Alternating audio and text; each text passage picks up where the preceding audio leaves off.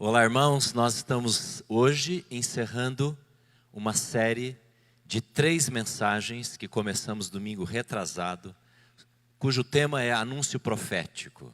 Para muitas pessoas, esta palavra profecia significa um descobrimento ou uma revelação de algum fato futuro, alguma coisa curiosa ou que gera interesse numa pessoa, que a faz pensar, o que será que vai acontecer comigo? E há muitas pessoas que procuram conhecer estas revelações, mesmo no meio cristão, no meio das igrejas. Mas anúncio profético é muito mais do que isso. Deus pode sim, através de um dom espiritual, Deus pode, através de uma pessoa, trazer algum tipo de revelação, de conhecimento, de fatos. Mas muito mais do que isso, Deus traz revelação e conhecimento do seu propósito, do propósito dele. E esse é o anúncio profético que o próprio Deus faz através da vida de pessoas na história. Então, quando estamos falando em anúncio profético, estamos dizendo que Deus é Senhor da história. A história não é um amontoado de acasos, de guerras, de povos que são dominados, de povos que são dominadores, de eventos que vão acontecendo na vida de uma nação, reis que se levantam, governos, outros que caem, fome, miséria, desenvolvimento. Não é isto, mas é que Deus dirige a história de todos estes eventos. Esse é o anúncio profético. E nós vimos domingo passado, que 1700 anos antes de Jesus nascer, alguém usou a figura do leão, e esta figura que está no centro aí desse desenho. E para falar de Cristo, que viria apenas, como veio apenas 1700 anos depois, alguém disse, eis que vai surgir o leão. E esse leão foi tomado como figura de uma tribo, de um povo, de uma família dos descendentes de Jacó.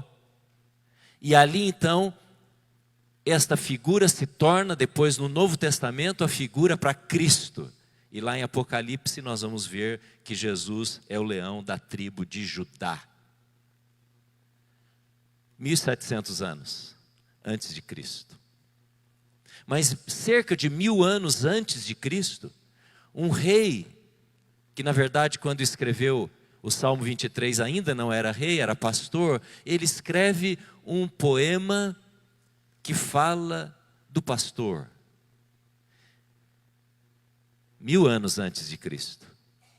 E depois o próprio Jesus vai se identificar, eu sou o bom pastor. Esse é o anúncio profético, baseado na pessoa de Cristo.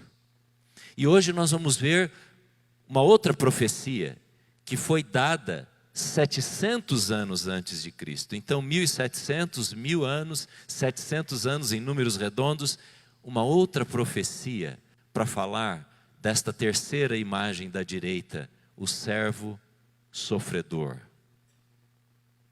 Esse é o anúncio profético feito por Isaías. 700 anos antes de Cristo. Deixa eu perguntar uma coisa para você. Você lê o livro de Isaías? Comumente, é um livro lido na sua vida de leitura da Bíblia? O que eu tenho percebido é que na maioria dos crentes, este não é um livro muito lido. Isaías é um dos livros talvez menos lido da Bíblia, mas eu quero te estimular a ler Isaías. Isaías é chamado a pequena Bíblia. Isaías tem 66 capítulos. Quantos livros tem a Bíblia? 66 livros. Os primeiros 39 livros, ou capítulos de Isaías, são identificados ou podem ser comparados com o Antigo Testamento, que tem 39 livros. Quando você chega no capítulo 40, é como se estivesse começando o Novo Testamento. E lá fala sobre aquele que clama no deserto. Você lembra de que personagem do Novo Testamento? João Batista. Se você conhece um pouco da história bíblica, você está me acompanhando. Então, no capítulo 40, começa como se fosse o Novo Testamento dentro de Isaías. E a partir do capítulo 40 até o capítulo 66, isto é comparado, para facilitar a didática e o aprendizado, ao Novo Testamento. E chega então no capítulo 66 e 65, os dois últimos, você pode ler que fala da nova Sião.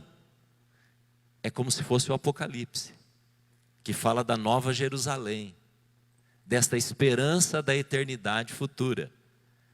Então leia Isaías nessa perspectiva, como se você estivesse lendo uma pequena Bíblia. E você vai ver que os capítulos que vão se passando, eles podem muito bem ser entendidos como a Bíblia toda.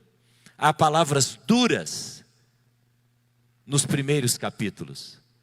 É como se Deus estivesse usando o profeta Isaías, como ele usou os outros profetas da Bíblia, para exortar, para repreender a nação de Israel. Deus está corrigindo a nação de Israel, está chamando a atenção da nação de Israel. Até que o momento chega, o capítulo 52 e o capítulo 53. É nesses dois capítulos que nós vamos meditar brevemente nesta noite. Deixa eu perguntar uma coisa para você. Você gosta de ver o que é bonito? Quem gosta de ver o que é belo aqui? Todo mundo, não é? Deus nos fez assim, porque lá no Gênesis, Deus analisa a sua criação e vai dizendo todo dia, e viu Deus que isso era bom. Essa palavra tem a ideia também de belo. Não só bom no sentido de ser útil, mas bom no sentido de ser belo. Nós somos criados para admirar o belo. E quando você olha uma coisa muito feia, decomposta, uma coisa que está degradada, chama a sua atenção também? Você fica olhando, chama a atenção também, não chama? Uma coisa quando ela está estragada, nós também paramos para olhar, mas nós não mantemos o nosso olhar para estas coisas, porque elas não chamam a nossa atenção permanentemente. Nós gostamos de olhar permanentemente para aquilo que é bonito, não é verdade? Uma das indústrias, das áreas profissionais que mais gira dinheiro no mundo é design. Porque as empresas gastam bilhões para produzir coisas bonitas que vão atrair os nossos olhos. São os sapatos, as bolsas, as roupas, os relógios, os celulares, os sofás, as televisões, tudo, as construções que atraem os nossos olhos. E a gente fica com o desejo de ter aquilo, porque Deus nos fez para olhar o que é belo. Sabe o que nós vamos ver hoje? Que quando Deus quis chamar a atenção do povo de Israel para Jesus, que viria apenas 700 anos depois, Ele anunciou através da beleza. Então nós vamos ver hoje uma poesia que tem 3 assuntos. Primeiro, o belo, o forte, o poderoso, o atraente. O segundo assunto é o feio, o sofrimento, a dor, a destruição, a degradação. E depois o terceiro assunto que volta no primeiro, o belo, o bonito, o forte, o poderoso. Você está comigo então? Vamos conhecer um pouquinho essa história do servo. Vamos olhar então o capítulo 52, por favor. Vamos ler versículo após versículo e aí nós vamos meditando na palavra de Deus. Nós vamos ler do capítulo 13, do versículo 13 do capítulo 52. Esta é uma poesia. É uma poesia bem típica hebraica.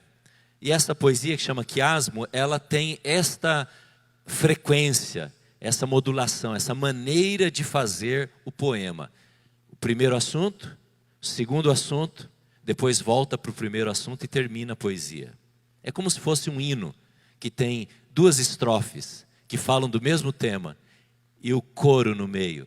não é? E aquilo que se repete no meio. Então, nós vamos começar pela beleza, pela exaltação, depois nós vamos passar pela humilhação, pela feiura, pelo sofrimento, depois nós vamos encerrar a história com o final da poesia que fala novamente sobre a exaltação do servo.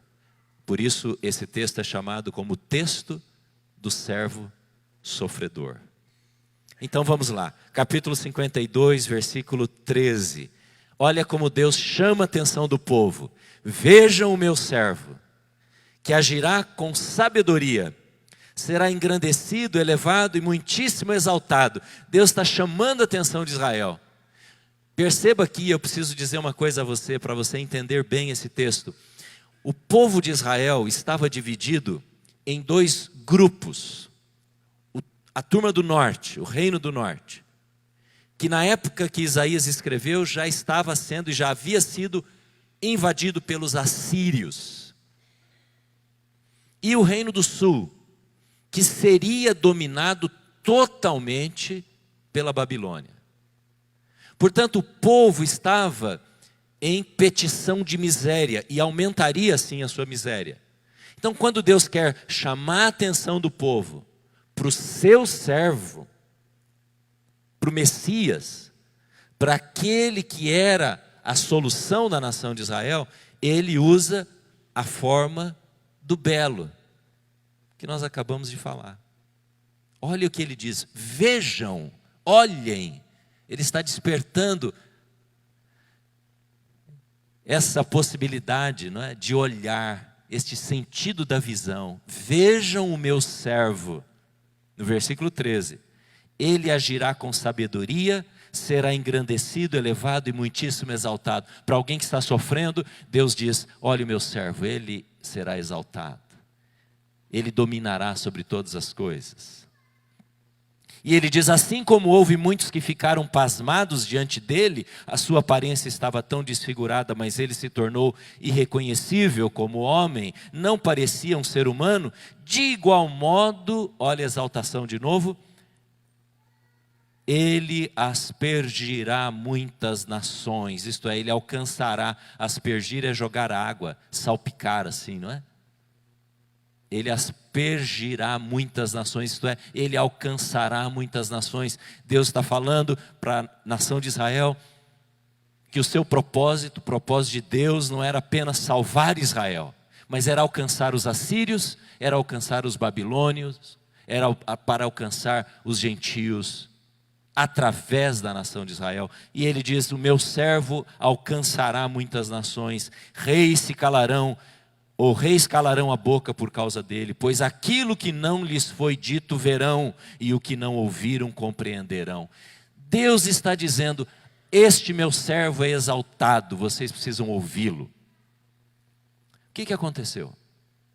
Israel achou que o profeta Isaías estava falando da nação, que o servo não era uma pessoa, que o servo era a nação. Por isso eles ficaram ensimesmados e mesmo através do sofrimento, achando que ocupavam diante de Deus uma posição de honra e de glória por si mesmos. Você pode procurar na internet rabinos que dão a este texto exatamente esse significado. O servo de Deus é a nação de Israel. Porque eles não conseguem admitir, eles rejeitam a ideia de que o servo de Deus é o Messias que se tornou encarnado 700 anos depois. Então, quando Deus chama a atenção de Israel, através do profeta Isaías, nesse texto, eles olham para si mesmos e dizem, de fato, nós seremos engrandecidos nas nações. E as pessoas vão ver, apesar do nosso sofrimento, eles vão ver que Deus está do nosso lado e Deus vai nos honrar diante das nações. Enquanto que o Senhor estava dizendo, eis que virá o meu servo, o Messias, Jesus. Deus estava chamando ao arrependimento. Deixa eu dizer uma coisa para nós aqui hoje. É verdade, não é verdade que Deus, quando passamos por provações, dificuldades, quando passamos por sofrimento, Deus se apresenta para nós como esse Deus belo, Emanuel, presente, que está ao lado, que anda junto, que consola. Às vezes Deus usa pessoas para que a gente passe pela dor, pela dificuldade. Ele nos faz ver a sua glória, a sua misericórdia. Ele trata a gente com paciência. Não é assim que Ele trata você e a mim? Quando nos afastamos dEle, Ele nos traz para perto. Ele, como pai do filho pródigo, recebe de volta, perdoa. Ele ama, Ele nutre misericórdia. É assim que Deus trata cada um de nós, porque Ele quer chamar a atenção para si mesmo, para que o nosso coração se converta a Ele. Era isso que Deus estava fazendo com a nação de Israel, permitindo todas aquelas tribulações, mas querendo se mostrar um Deus próximo, e encher o coração daquele povo de esperança. Mas o povo não estava aberto para receber Deus, assim como quando Deus faz esta obra de se mostrar perto da gente, de nos fazer sentir a presença dEle. Quando as coisas ficam boas, o que normalmente as pessoas fazem? Se afastam e deixam o Senhor. E Deus passa a ser aquele pronto socorro, né? Que na hora do desespero, na hora da ansiedade, a gente se dobra e se quebra e põe o joelho no chão. Mas quando as coisas melhoram, parece que já não nos atrai tanto o belo, porque tem tantas outras coisas belas na vida acontecendo. Parece que aquele amor pelo Senhor se esvai. Mas quando nós estamos na provação, aí então nós queremos olhar para o Senhor, e olhar para Ele, e esperar dEle, e orar a Ele. E orar por Ele, para Ele. Esse é o primeiro momento da nação de Israel. Deus está tendo misericórdia, Deus está anunciando que o servo dele vai vir para livrar, para abençoar, para cuidar. O problema é que às vezes, quando Ele faz isso, nós deixamos de olhar para Ele. Pense na sua vida. Quantas vezes isso já aconteceu? Na provação nós curvamos o joelho, a gente acorda de madrugada,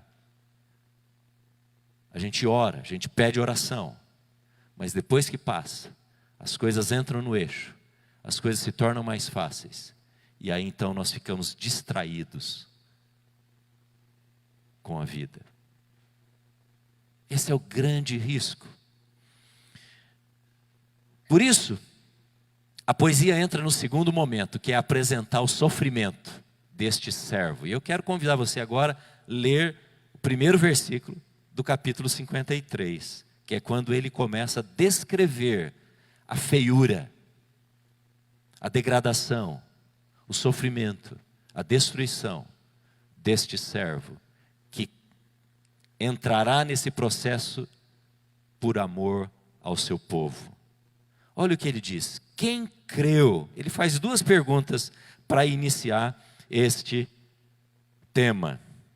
Quem creu em nossa mensagem? Qual é a segunda pergunta? Leia aí comigo em voz alta. E a quem foi revelado o braço do Senhor? Quem creu em nossa mensagem? Essa é a primeira pergunta. Isaías está mostrando que há uma declarada rejeição a esta mensagem que ele vai dar. Uma mensagem dura, porque o povo estava esperando um servo, Senhor, um libertador, alguém que iria tirar Israel do norte e do sul das garras dos povos vizinhos. Por isso Isaías faz a pergunta: quem creu? Ou poderíamos dizer, quem vai crer na minha pregação? Veja, irmãos, deixa eu dizer uma coisa aqui. A gente pode rejeitar a pregação por duas razões. O que a gente ouve por aí, na internet, a gente lê nos livros cristãos, evangélicos, a gente ouve nas mensagens por aí, a gente ouve muita coisa, não é verdade? Eu sempre digo que você, provavelmente, se você está na média do membro de uma igreja, você ouve muito mais coisas a respeito da Bíblia fora da igreja do que dentro da igreja. Está muito difícil hoje ensinar a Bíblia para os membros de uma igreja, porque você ouve fora. E você rejeita uma mensagem, ou nós podemos rejeitar uma mensagem por duas razões. Primeira, pelo pregador. Por isso, Isaías fala, quem creu na nossa mensagem? Bom, eu posso rejeitar uma mensagem porque eu ouço o pregador, eu digo, esse pregador, ou esse anunciador, ou essa pessoa que está dando testemunho, não tem nada a ver com vida séria com o Senhor. E aí então eu rejeito. Eu faço bem em rejeitar. Porque eu preciso ter juízo. Eu preciso ter juízo e ser juiz, criterioso, ter discernimento. Irmãos, há cristãos, há crentes que estão comendo lixo que advém de uma péssima interpretação da Bíblia. E eu não estou dizendo que a gente detém a sã interpretação da Bíblia. Essa é a nossa tentativa. Mas há muita coisa que é dita. Quando você olha as motivações, a vida do pregador, me parece que esta mensagem deixa de ser digna de ser ouvida. E a gente precisa ter coragem de dizer, eu não posso receber essa mensagem. Porque ela está ligada intimamente à vida do pregador. E quando eu falo pregador, eu não estou falando de quem prega no púlpito, eu estou falando de qualquer pessoa que em qualquer nível anuncia, revela a palavra de Deus. A segunda razão por que uma mensagem pode ser desprezada, rejeitada, é por causa da própria mensagem. Uma interpretação duvidosa, manipuladora, condicionadora da Bíblia para os próprios interesses. Às vezes uma mensagem que agrada muito aos ouvidos, mas que não vem do coração de Deus revelado na Bíblia. Então você pode rejeitar isso. Precisa ter critério. O que Isaías está falando não é isso. Não é nem pelo pregador, porque essa revelação tem vindo de Deus, e não é nem pela mensagem. Ele está dizendo que essa mensagem está sendo rejeitada porque ela fala sobre um tema que o povo não queria ouvir. O problema está no coração de quem ouve. E às vezes, irmãos, a gente rejeita uma mensagem porque o nosso coração está endurecido. A gente não quer ouvir aquilo. Sabe como uma criança que você repreende, você corrige, você diz, você está errado em fazer isso. Eu não aceito você reagindo dessa maneira. Sabe como é isso? E aquela criança não quer ouvir a mensagem, porque ela precisa quebrar o coração. Este era o caso da nação de Israel. Eles não queriam se quebrantar, por isso eles rejeitam. E o profeta diz, quem vai crer na nossa mensagem? Quem vai ter revelação do alto sobre o braço forte do Senhor? Como diz aqui no versículo 1. Então esse servo já começa sendo rejeitado pelos seus. Agora, isso não aconteceu com Jesus? Sim. Ou não aconteceu? Quais foram as pessoas nos dias de Jesus que o rejeitaram? Os seus. Ele veio para os que eram seus, mas os seus não o receberam. Não é problema do mensageiro, não é problema da mensagem, o problema é o coração de quem ouve a mensagem. E aqui há um endurecimento. Por isso se rejeita. Quantas vezes você ouve a mesma coisa? Você ouve falar sobre santidade, você ouve falar sobre dedicação a Deus, você ouve falar sobre arrependimento, a gente ouve falar sobre liberar perdão, mas o nosso coração endurece, nós não queremos lidar com isso, a gente põe embaixo do tapete essas coisas e não cremos. Mas se perguntarmos, não, eu creio muito em Deus, eu me submeto a Jesus, mas o coração está longe de obedecer e se quebrantar. É isso que está acontecendo com o servo do Senhor. Ninguém quer dar ouvidos. E essa profecia escrita 700 anos antes, fala dessa rejeição de Jesus que há de vir. Veja comigo, eu quero ler mais alguns versículos aqui. Diz como esse servo era fraco nos olhos da sociedade. Olha o que ele diz, a figura que ele usa. Cresceu como um broto tenro. Versículo 2. Um broto fraco.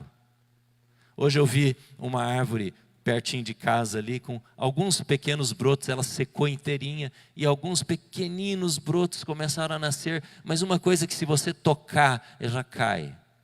Tão novo, tão frágil.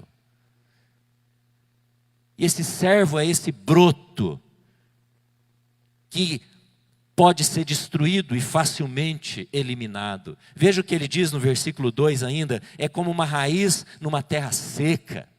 Não tem profundidade, não está enraizada.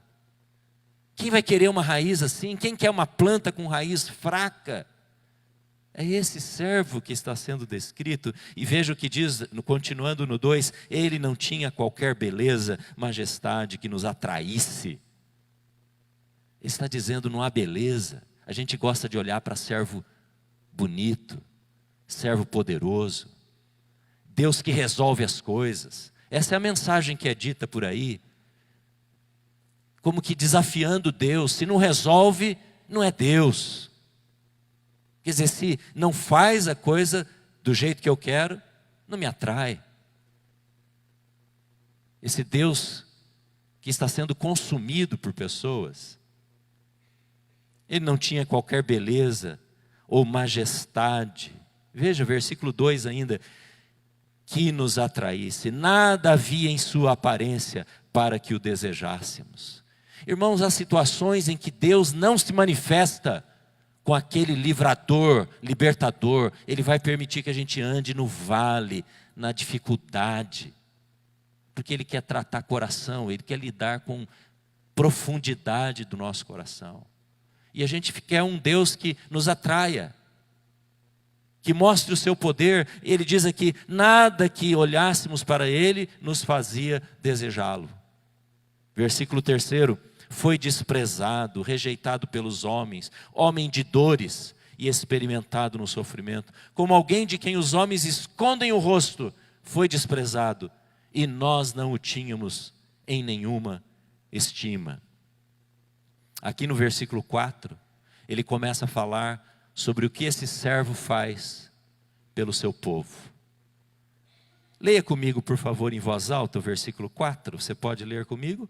Certamente Ele tomou sobre si as nossas enfermidades. Contudo, nós o consideramos castigado por Deus. Veja como o profeta está falando de um servo que está se degradando. Ele era poderoso, bonito, atraente, mas agora ele vai sendo desprezado na sua mensagem. Ninguém quer ouvi-lo, ninguém o acha atraente, ninguém quer olhar, nada nos faz interessar por ele. É como a degradação, por exemplo, de um alimento. Sabe aquele alimento que você esquece, uma banana, uma fruta, fora da geladeira, e ele se deteriora, se degrada, e só serve para ser jogado fora? Sabe aquele solo lá do sítio que, por causa da chuva, vai se erodindo, vai tendo erosão, e fica imprestável? O profeta está falando sobre um servo que chega um momento que ninguém mais quer ouvir falar sobre ele, porque ele é fraco. E no versículo 5, ele começa a descrever, o versículo 4, que ele foi tomado em dor por causa da nossa transgressão, do nosso sofrimento. Deixa eu falar uma coisa para você aqui. O profeta vai falar sobre uma das áreas da teologia mais importantes, e deixa eu destacar isso para você, sobre a expiação que Cristo faz por nós. Expiar significa lidar com a culpa, tratar de um erro de forma justa. E o que o texto está dizendo no versículo 4 é que este servo toma sobre si as nossas enfermidades e sobre si Ele leva as nossas doenças.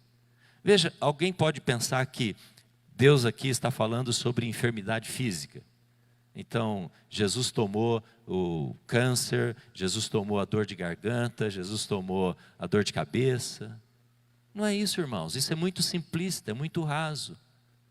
Por isso algumas pessoas, tomando de forma inadequada a Bíblia, diz que toda cura vai acontecer pelo poder do nome de Jesus, porque Ele levou sobre a cruz as nossas doenças. Isso é uma interpretação rasa, superficial. O que o texto está dizendo é que Cristo expiou de forma vicária o nosso pecado. O que significa isso? A palavra vicária ou vigário, é a mesma raiz, que é o seguinte: por substituição. Então, expiação vicária significa que Cristo nos substituiu ao morrer na cruz.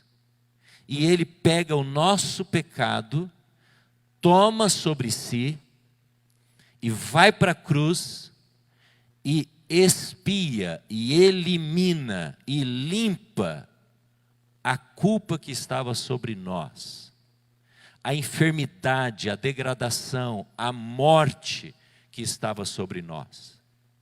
Deixa eu perguntar para você se você sabe qual a frase que Jesus falou na cruz, e Ele disse assim: Eli, Eli, lama sabactani. Isso está escrito na Bíblia, não é porque eu sei a língua, não. Está lá na Bíblia. Você sabe o que significa essa frase? Eli é meu Deus, ou Deus meu. Deus meu, por que me desamparaste? O que significa isso?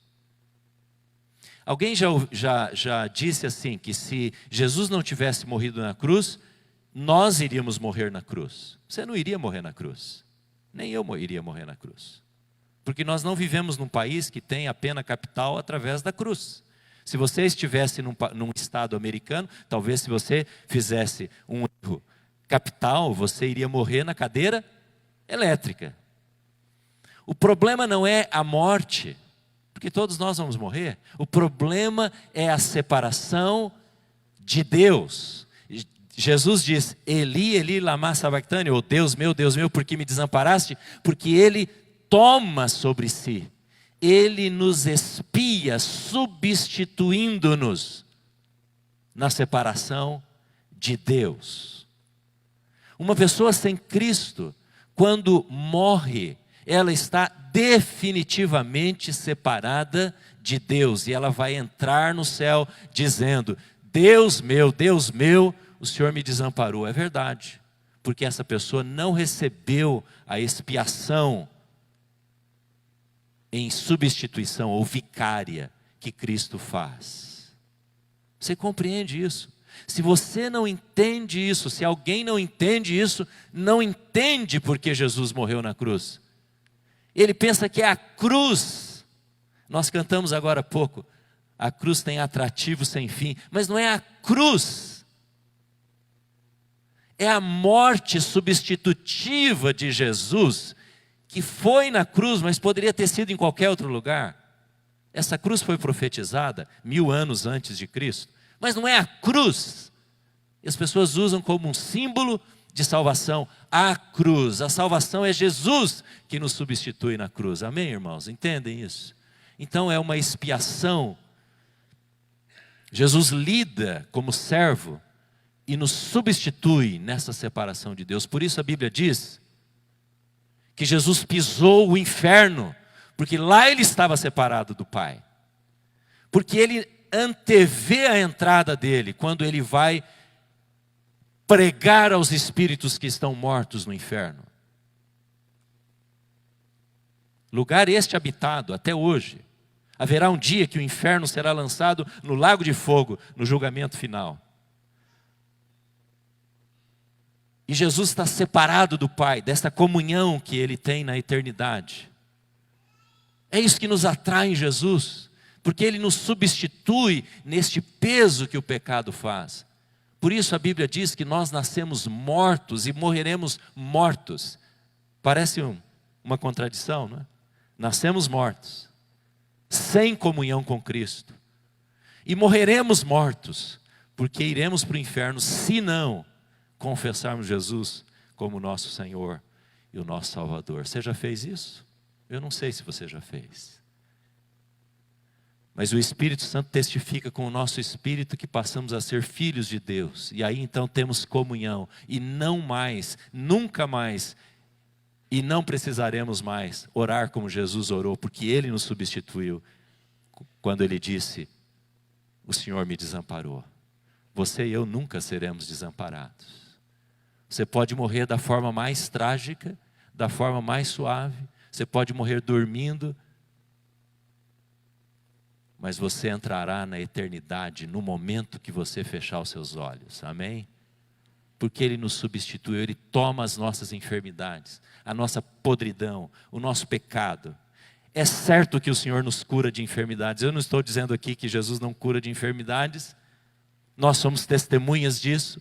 Mas é muito mais do que uma enfermidade que pode ser tratada muitas vezes, e graças a Deus pela medicina. Versículo 5 diz: Ele foi traspassado por nossas transgressões, foi esmagado por causa das nossas iniquidades. O castigo que nos traz a paz estava sobre Ele. Veja como é em substituição que o Senhor faz isso. Todos nós, versículo 6, tal qual ovelhas nos desviamos, cada um de nós se voltou para o seu próprio caminho. O pastor Rodrigo pregou sobre a ovelha, que ela precisa do pastor, precisa ser conduzida, porque nós somos aqueles que se desviam do caminho do Senhor. Mas o Senhor fez cair sobre Ele a iniquidade de todos nós. Ele nos substituiu na sua morte. Agora Ele usa a figura da ovelha para o servo, não mais para nós, porque Ele diz, nós somos ovelha que se desvia. Agora Ele diz, o servo é como um cordeiro. E Ele usa essa figura daquela ovelha que foi tosquiada quieta. Quem aqui já viu uma ovelha ser tosquiada? Você sabe que tosquiar é cortar com uma navalha, com uma lâmina, toda a lã. E em determinada época do ano, o dono da ovelha vai lá e tosquia e deixa a ovelha completamente sem lã, peladinha. E nós fazemos as nossas blusas, não é isso? Quem já viu tosqueamento de ovelha aqui? Levante a mão. Algumas pessoas. É um verdadeiro show. Eu vi uma vez uma competição de tosqueadores, com aquelas máquinas. Em poucos segundos, eles pegavam a ovelha, viravam de um lado, viravam do outro. Em poucos segundos tiravam toda a lã. Mas sabe uma coisa? Muito diferente se fosse um leitãozinho, quieto. Eu não sei se você já teve a oportunidade de ver uma ovelha ser morta, para ser assada depois. Eu já fiz isso. Não só vi, mas já fiz isso. E há um silêncio nesse animal. Por isso o texto diz aqui, que ele foi como ovelha para os seus tosqueadores, para aqueles que iriam tirar a vida dele. Foi assim que Jesus foi para a cruz. Jesus, em momento algum, na história dos 4 evangelhos, e na história de Flávio Joséfo, um historiador do primeiro século judeu, em momento algum há uma queixa, um grito, uma apelação de Jesus. Aliás, no versículo 10, ou versículo 8 diz, com julgamento opressivo ele foi levado. Eu tenho vários advogados aqui na nossa congregação. Estão me ouvindo agora. Estude a vida do o fato do julgamento de Jesus. Jesus não teve advogado de defesa, só teve acusação. E ele se entrega e foi condenado, diz Isaías, 700 anos antes, com um julgamento opressivo. Se há alguma coisa que irrita, que nos deixa nervosos, que nos deixa exasperados, é a injustiça, não é? Você não fica irritado quando vê uma injustiça? quando vê a justiça falhando, quando vê que algo que notoriamente é abuso, não sendo punido com a força da lei. Pois Jesus assume esta posição de estar sendo tratado de forma iníqua, injusta, opressiva, e ele foi levado para a morte. Versículo 9, dá dois elementos interessantes da morte de Jesus. Veja, eu estava pensando essa semana, como é que um judeu pode dizer que isso se refere ao povo de Israel? Olha o que diz no versículo 9, se não é sobre Jesus. Olha que interessante. Foi-lhe dado um túmulo com os ímpios. Está falando de uma pessoa que vai ser enterrada. E você sabe que Jesus não só morreu fora dos muros de Jerusalém, como ladrão que foi considerado, mas ele também foi sepultado fora dos muros de Jerusalém, como ímpio, porque não merecia estar nos cemitérios dos, entre aspas, justos. 700 anos antes. E olha o que diz a seguir: e com os ricos esteve na sua morte. Você sabe o nome do homem que deu o túmulo para Jesus ser enterrado? Um homem rico. Túmulo este que ainda não havia sido usado. José de Arimateia, homem rico. E ele oferece o seu próprio túmulo, a túmulo de sua propriedade, para enterrar Jesus. Por isso o profeta diz: entre os ricos esteve na sua morte.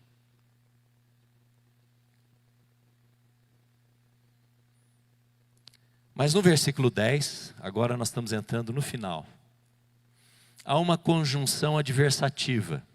Como é que começa o versículo 10 na sua Bíblia? Contudo. É assim? No entanto, ele vai mudar o tom agora. Ele vai para o terceiro assunto, que na verdade é a volta do primeiro, exaltação. E ele diz contudo. Quando ele usa essa palavra contudo, isto é, agora ele vai apresentar um tema novo, agora ele vai mudar de marcha, agora a cor fica outra. E ele diz: contudo, foi da vontade do Senhor esmagá-lo e fazê-lo sofrer. Embora o Senhor tenha feito da vida dele uma oferta pela culpa, ele verá a sua prole e prolongará os seus dias, e a vontade do Senhor prosperará na sua mão. Amém, aleluia, glória ao Senhor Jesus.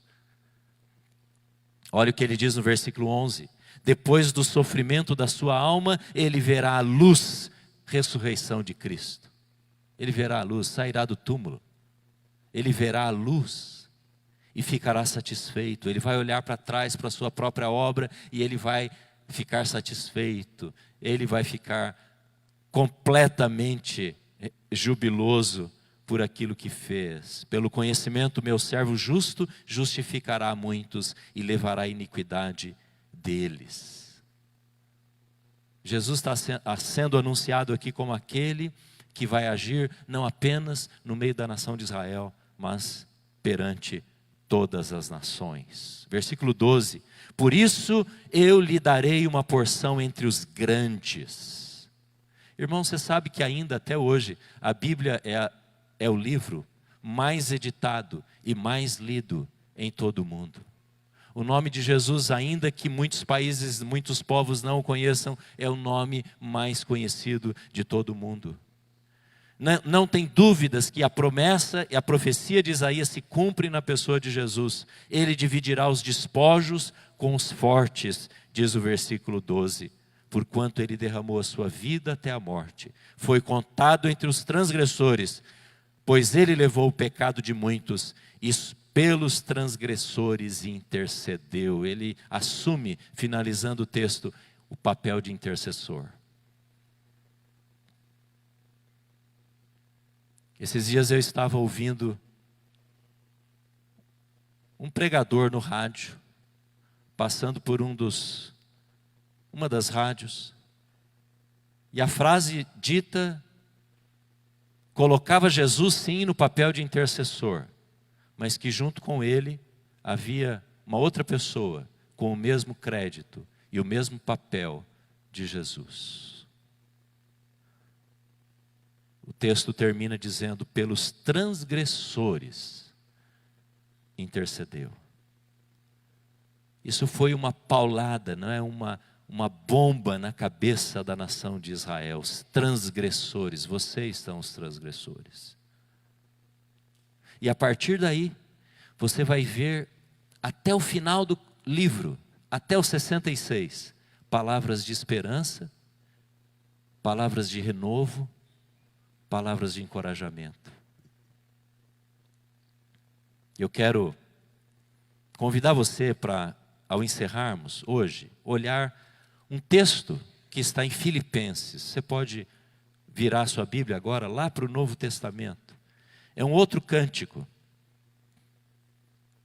agora escrito pelo apóstolo Paulo.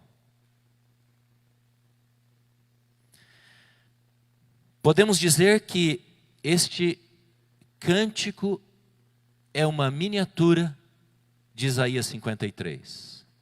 Quando Paulo descreve os degraus da descida de Cristo e depois os degraus da subida, da glorificação de Cristo.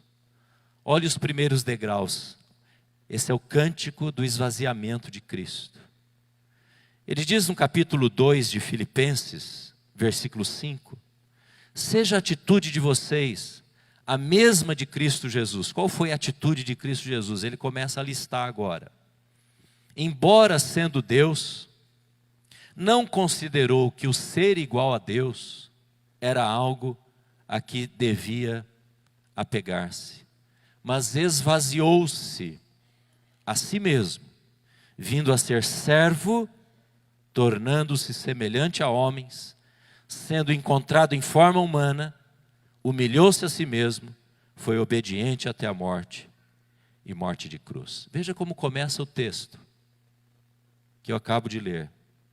Embora sendo Deus, morre na cruz. E agora ele volta a falar deste mesmo Jesus no caminho inverso, o caminho da glorificação. Por isso, Deus o exaltou à mais alta posição e lhe deu o nome que está acima de todo nome, para que ao nome de Jesus se dobre todo o joelho, no céu, na terra e debaixo da terra, e toda língua confesse que Jesus Cristo é o Senhor, para a glória de Deus Pai. O texto começa no relacionamento de Cristo com o Pai e termina agora no mesmo relacionamento com o Pai. Uma pergunta para você, para nós. Isso é suficiente para nos entregarmos totalmente ao Senhor Jesus, para amarmos ao Senhor Jesus e para dizermos para nós mesmos: não há outra razão na minha vida que não seja amar Jesus? Se isso que a palavra nos revela sobre Cristo não mover o meu e o seu coração para Ele, o que vai mover? Se isso não tocar o seu coração e você dizer para você mesmo: a razão da minha vida tem que ser e vai ser agradar o meu Senhor, o que vai mexer com você? O que mais pode atrair a nossa atenção, amados irmãos e irmãs? Se isso não nos sensibilizar e não nos tornar obedientes ao Senhor, o que mais vai poder fazer isso? Se isso não mexer com a sua vida como marido, como esposa, como filho, o que pode mexer? Que tipo mais de conscientização, de consciência precisamos ter? Se isso não for suficiente, o que será? Se isso não for suficiente para você lidar com as mazelas, com pecados, com hábitos, com comportamento, com ira, com amargura, com gritaria, o que pode fazer mudar a nossa vida? O anúncio profético visa mudar as pessoas, transformar as pessoas. Por isso a gente senta aqui, vocês estão bondosamente, estão aí me ouvindo, recebendo a palavra, porque o anúncio profético é para transformar o que ouve, e mexer com o coração, e trazer tomadas de posição, e dizer: Senhor, eu quero submeter a minha vida a esse servo, porque ele é digno, porque ele não ficou sendo servo sofredor, ele recebeu o maior título de honra e de glória, para que todo joelho se dobre perante ele. O meu convite a você hoje é chegar perante esse servo, e essa tem sido a minha oração desde que nós fizemos as divisões para essas pregações. Eu disse: Senhor, eu quero deixar bem claro que eu tenho um Senhor que foi servo, mas se tornou Senhor da minha vida, e agora eu quero ser servo. Não tem coisa melhor para uma esposa de ser casado com um servo, não dela, mas do Senhor. Não tem coisa melhor do que um marido ter uma esposa que é serva do Deus Altíssimo, e as atitudes, as falas, a maneira de ser, de agir, são dirigidas para agradar esse Senhor. Não tem coisa melhor para um pai, não é, pai? Você está comigo aqui? Do que ter filhos que são servos de Deus, os avós. Não tem coisa melhor do que ter uma igreja cheia de gente que se diz: eu quero ser servo do Senhor. Servo, só isso. Porque Ele se fez servo e lidou com a minha vida. E agora é a minha vez de me tornar servo dEle. Mas a gente está sempre sendo tentado a nos tornarmos Senhor da nossa vida. E vamos tomando as decisões da nossa vida conforme o nosso coração. E aí vem os abismos, vem os buracos, vem as coisas tão tristes que acontecem. Desde um namoro, de um relacionamento de amizade de um adolescente, até uma vida dos mais adultos, mais velhos. Porque a gente quer tomar o senhorio da nossa vida.